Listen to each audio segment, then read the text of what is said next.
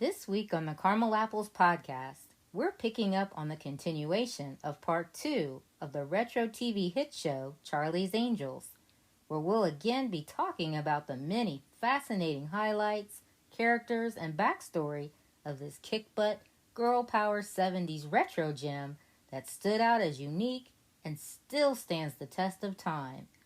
Join Cooper Lee and myself, Kennedy Rizzo, as we dive into this week's Orchard Trek. And now, here's part 2.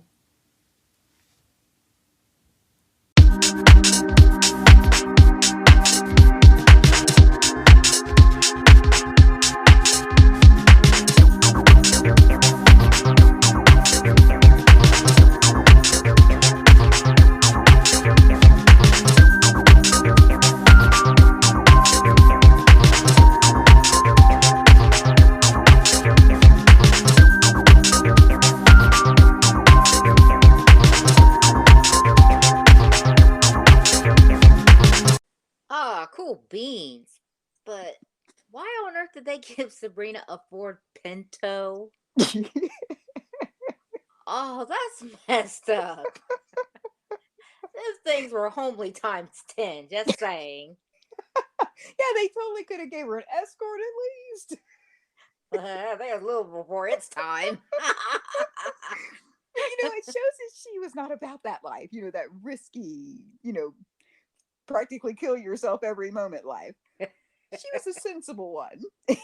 Thankfully. Now, this show was in the top 10 for its first 2 seasons, ranking number 5 between 76 to 77 and number 4 from 1977 to 78. Oh. The third season of the show was the only season to not feature a major cast change. So let's look into that for a bit, shall we? Let's. So Jill, Farrah Fawcett, ended up leaving this show after only the first season in order to expand her horizons and starring in feature films. This became a huge problem because she was still under contract to star in Charlie's Angels. Mm. This snowballed into a series of lawsuits where the producers sued her over breach of contract. Oh, here we go. Here's more of that Hollywood red tape we keep hearing about. Oh, yeah. But thankfully, creative execs and Farrah reached some sort of agreement and the suits finally ended. Farrah agreed to make a total of 6 guest appearances the following 2 seasons, and then they'd release her from her initial contract. But she pulled a fast one on them, even after the fact, by changing up her iconic look and hair appeal. Yeah. Wasn't it according to Farrah, dude? It was. When she did return to the show for her 6 guest appearances, her hair was straight, and she wore bangs, which pretty much killed the fantasy faithful TV viewers had with her. Totally disappointing her fans. Her claim to fame was Charlie's Angels, and this was basically her biggest and most known role. And at least when they wrote her out of the show, this in a way dignified her by explaining her absence due to her character Jill becoming a professional race car driver on the Grand Prix circuit in Europe. Oh. Yeah, not too bad, right? Mm-mm. That's still some kick-butt girl power action right there. Oh, you said it. They then replaced her character with yet another blonde, her character's fleshly younger sister, Chris Monroe, played by Cheryl Ladd. More on her in a second, but quick point on Sabrina's exit from the show. It was explained that her absence was due to her settling down by getting married and starting a family. Yeah, she was probably out having my husband. Whoops. Okay, seriously though, a soft and quiet end to one of our favorite angel warriors. Yeah. I agree that it was a nice touch that they explained both of their absences in a most respectful and dignified way. Yeah, me too. Because, that nice detail surely appeased the fans. Mm-hmm. It was the real life behind the scenes drama surrounding the cast members and the creative execs that eventually raised some eyebrows. Drama. Oh, yeah. No, not that. Oh, yes, that. Okay, let me guess. Would that have anything to do with the cast shakeup when Kate Jackson and Farrah left? In a way, but it was actually more so due to the introduction of Cheryl Ladd into the cast. Ooh. Yeah, she was Farrah Fawcett Major's replacement, being explained as her, again, very pretty blonde crime fighting baby sister. Trying to soften her entry into the rest of the cast members, it is said that on her first day there at the studio, Miss Ladd wore a specially designed t shirt sporting the logo Farrah Fawcett Minor as her way of breaking the ice, replacing Farrah or Jill. Yeah, that's using your noodle. I tried. That's a pretty clever move. But did it prove helpful? Is the $1,000,000 question. Funny you phrased it that way. The short answer is no. Oh boy. Yes, word had it on the street that Kate Jackson, Sabrina, and Cheryl Ladd did not get along during their 2 seasons working together. Oh no. Oh, yeah. Your mother in law was being a bit of a stinker. Miss Ladd stated in a few interviews that there were some days Miss Jackson would not even speak to her. In fact, it's widely reported that Miss Ladd didn't get along with any of her female castmates, all except for one. And guess who that was? I'm going to say Jaclyn Smith. This catty type of behavior is all too prevalent and familiar when you have two or more females in play. Mm-hmm. An all too familiar scenario, unfortunately. Okay, so it was Jaclyn Smith whom she befriended. Okay.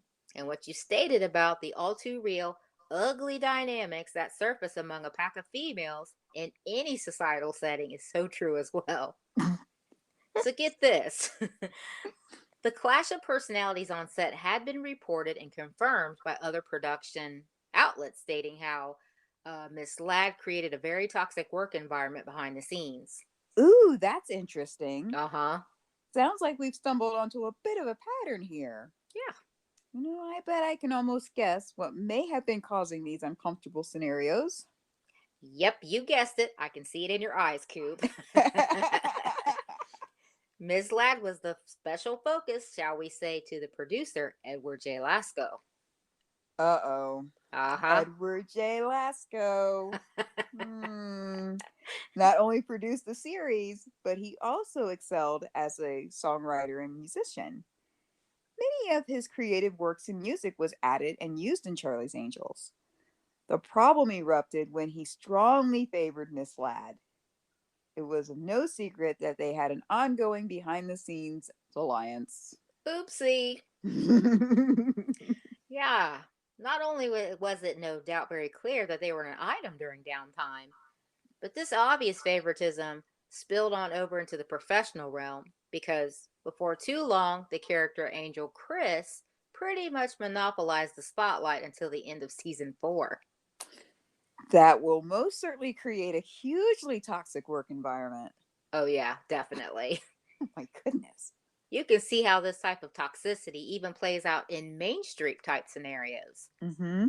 But here we've got big positions, big names, beautiful women, and big dollars at stake in lights, camera, action playgrounds. That's a recipe for disaster. Yeah.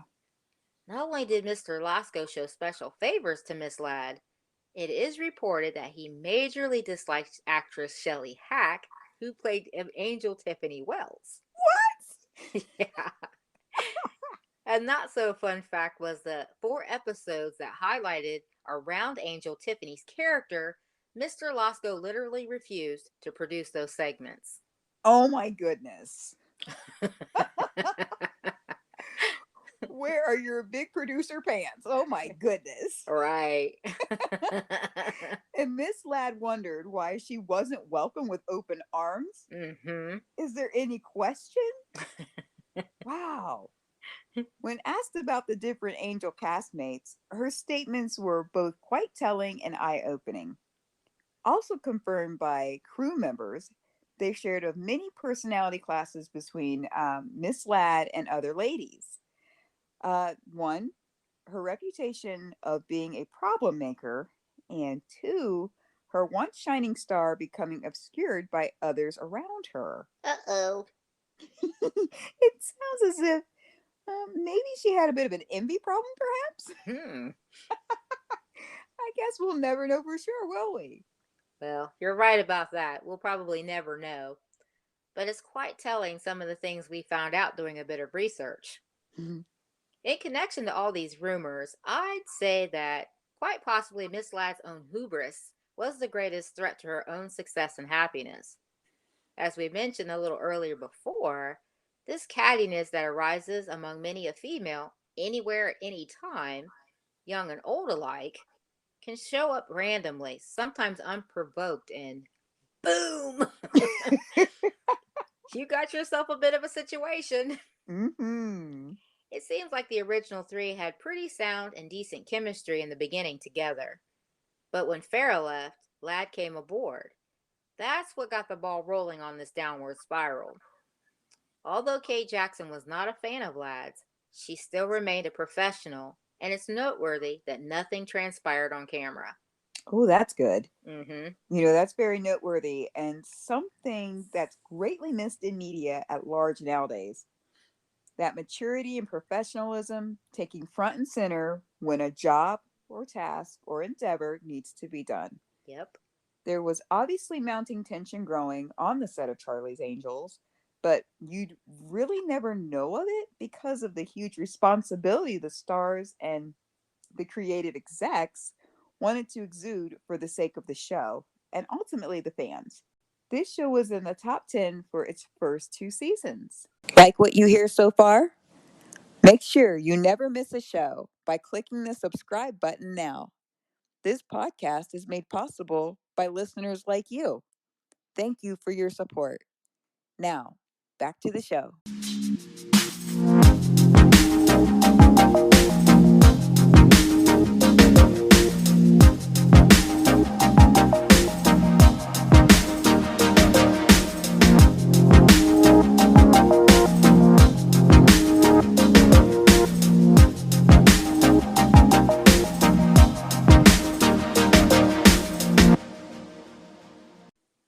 Well said, Coop. The only way we got to learn of said tension was when key stars and players at the time took their leave. Midway through season 3, Kate Jackson announced her departure, and that's where Shelley Hack came in as Angel Tiffany Wells.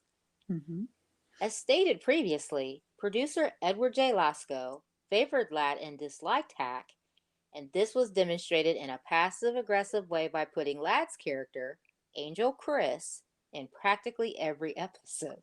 Goodness. This subtle bombardment of Chris for the viewers got to be a bit too much. Only when Angel Tiffany Wells was eventually highlighted until, get this, clear up to the 10th episode of that season.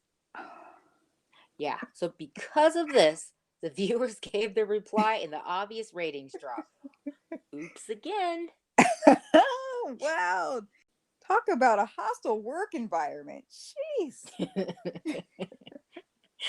This unfortunate phenom was cleverly coined Chris fatigue.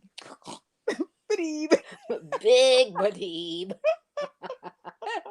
and viewership ratings were on the downslide. This trend quickened when Shelley Hack had finally had enough, and she too decided to leave the show. Oh my goodness. Yeah, that's pretty bad. They're dropping like flies. It seems so. They were tearing up contracts left and right. Not the goal in mind with the show. No.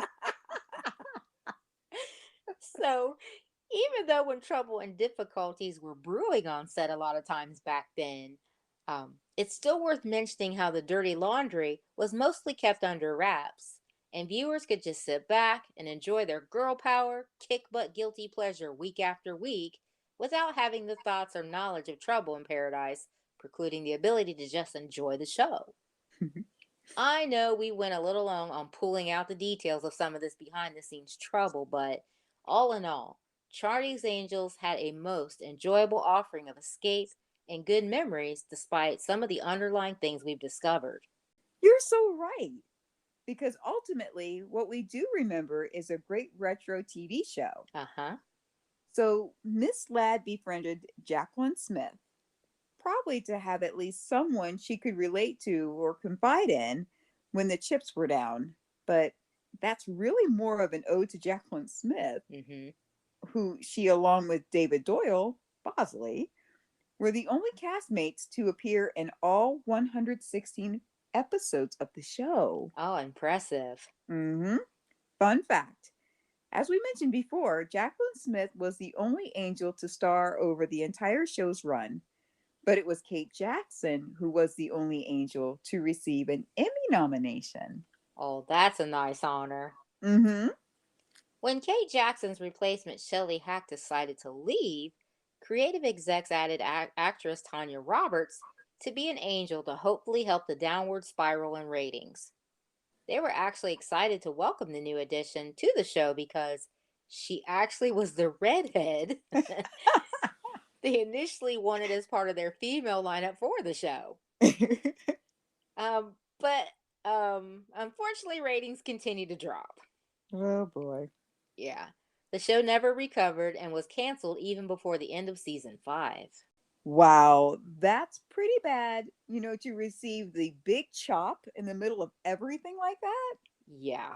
I mean, like, they didn't say, yeah, we'll let you limp along, we just won't renew you. We're just going to end you here. Yeah, that would sting Yes. quite a bit. Woo. So, to our Orchard archivers, all the angels mentioned all were fellow and former police officers, as their careers all but one, which Angel was the exception to this former police career lineup. And what was her former career before being recruited? Sorry about that.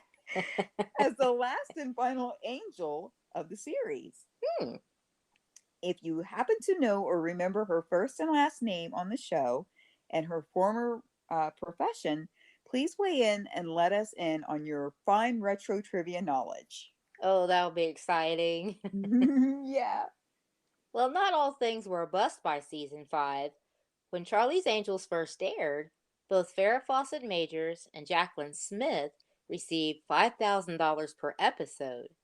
But by the end of season 5, Miss Smith was making, listen to this, $75,000 per episode. What?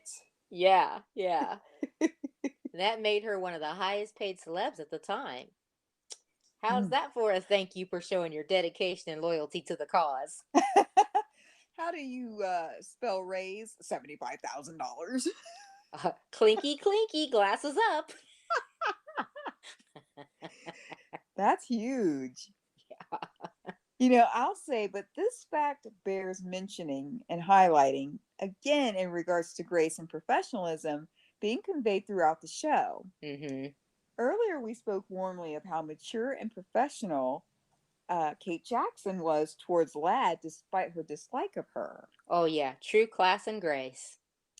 The same cannot be said of Miss Ladd versus the newest and last angel portrayed by or played by Tanya Roberts. Uh-oh. It was noted that viewers could clearly sense how much Ladd had it in for Miss Roberts. Uh-oh again. Yeah, woo! And I noticed that you said viewers. Yeah. So that there, right there, once, there was a tight manner of professionalism slipping in free fall, like the show's ratings.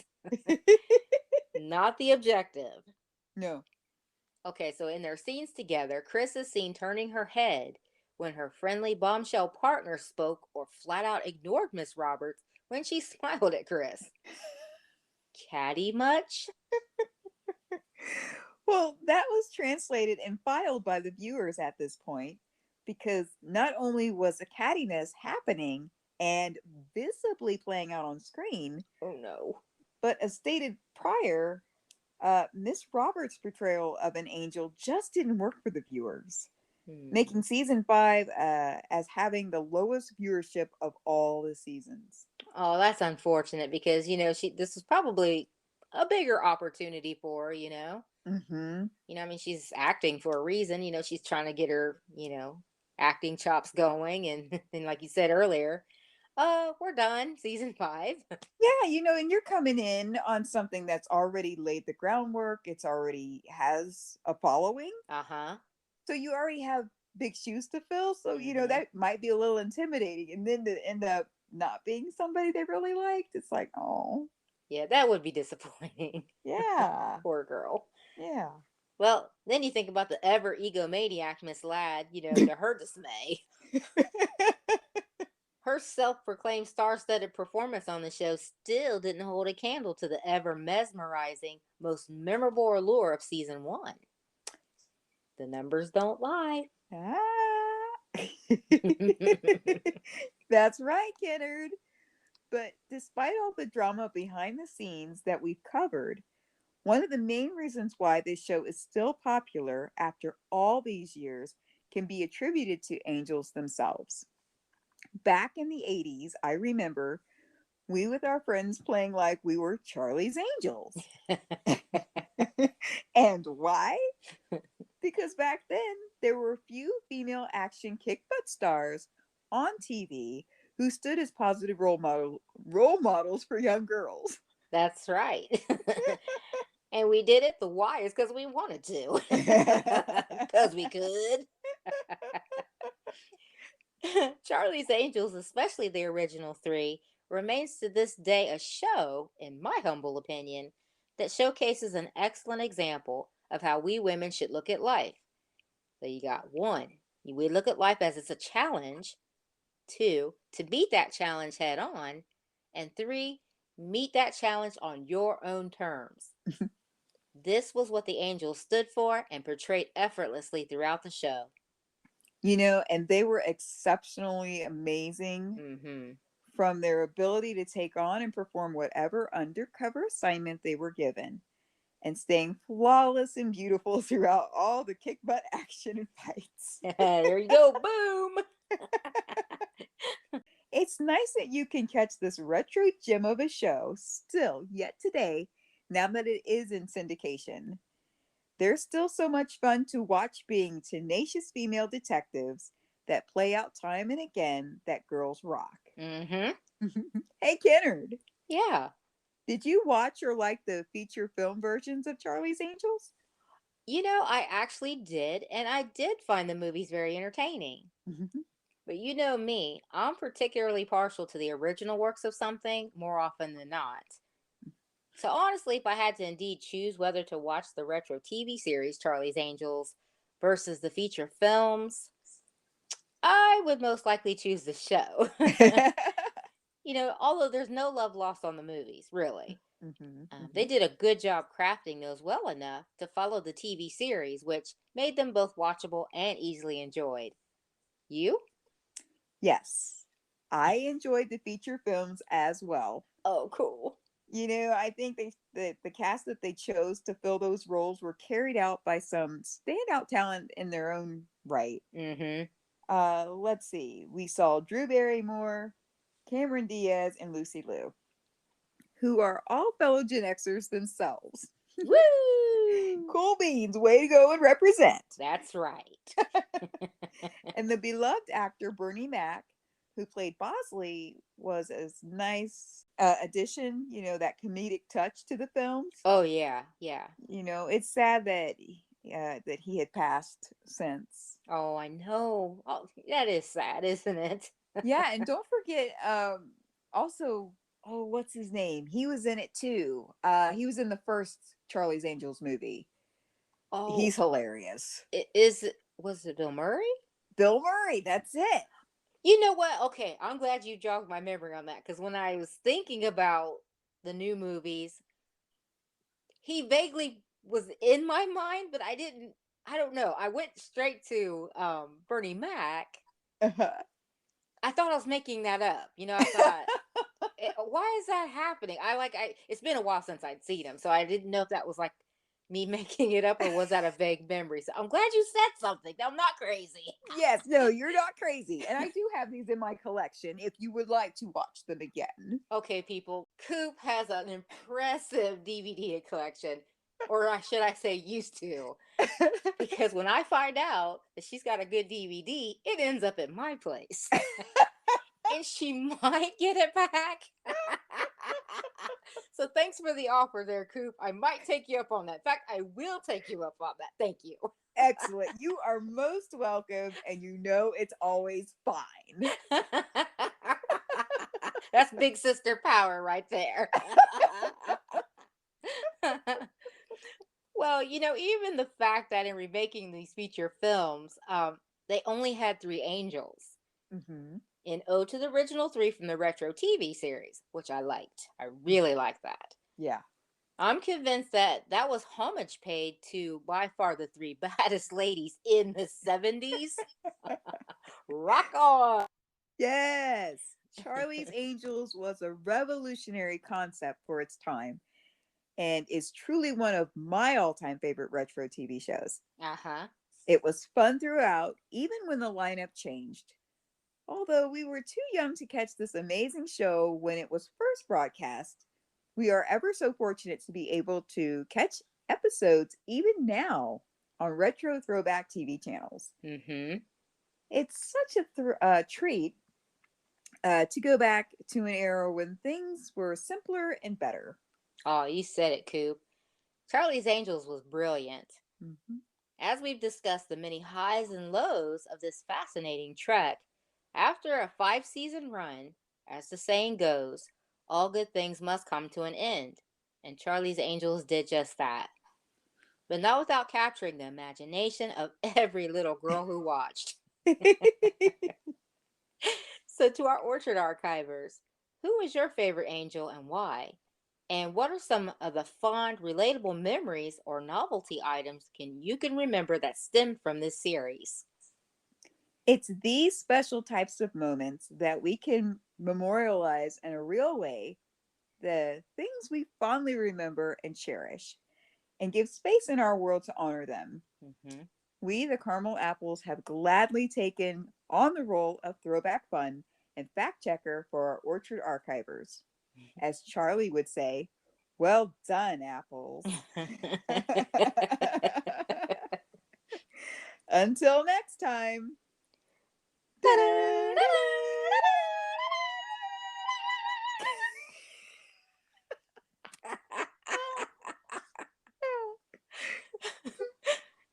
And that's it for this week's episode. To make sure that you never miss out on another second of our Caramelicious podcast, meet up with us on Apple Podcasts, Spotify, Google Play, or wherever you get your podcast fix. Bye for now, and thanks so much for listening.